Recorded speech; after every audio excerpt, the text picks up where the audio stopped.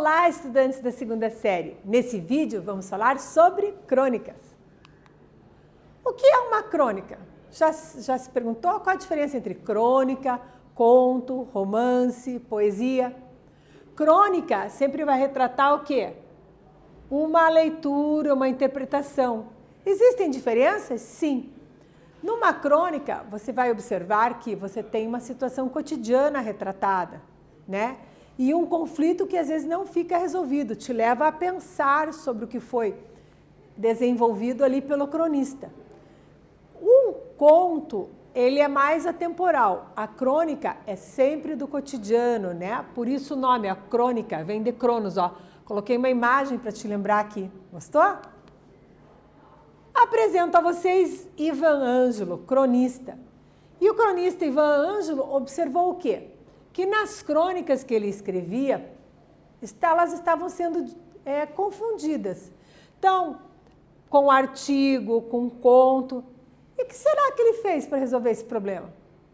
Ele usou a metalinguagem e fez uma crônica falando sobre a crônica, sobre a diferença entre a crônica e os outros gêneros.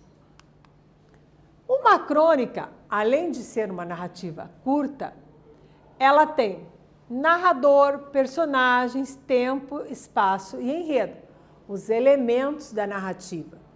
Então, 5 elementos. Os tipos de crônica, são vários tipos de crônica. Tem crônica esportiva, tem crônica mais atual, do tipo ensaio, tem crônica que te leva a uma reflexão. E os elementos característicos. Olha esse exemplo de crônica do Ivan Ângelo. A crônica é frágil e íntima, uma relação pessoal, como se fosse escrita para um leitor, como se só com ele o narrador pudesse se expor tanto. Conversam sobre o momento cúmplices, nós vimos isso, não é, leitor? Vivemos isto, não é? Sentimos isto, não é? O narrador da crônica procura sensibilidades irmãs. A crônica mudou, tudo muda, como a própria sociedade que ela observa. Então, aos 150 anos, aí nós estamos lendo crônicas em jornais, em revistas, etc. E aqui nós notamos um efeito, ó. Não é, leitor? Vimos isto, não é? Sentimos isto. Então, nós observamos também a função fática, onde se mantém o canal de comunicação aberta. Para isso, a função fática está presente aqui no texto. Além da presença do quê? Da metalinguagem. O que é a metalinguagem, professora? É a linguagem explicando a própria linguagem. Observe. A crônica é frágil, é íntima, como se fosse escrita para como leitora, como se só ele, o narrador, pudesse.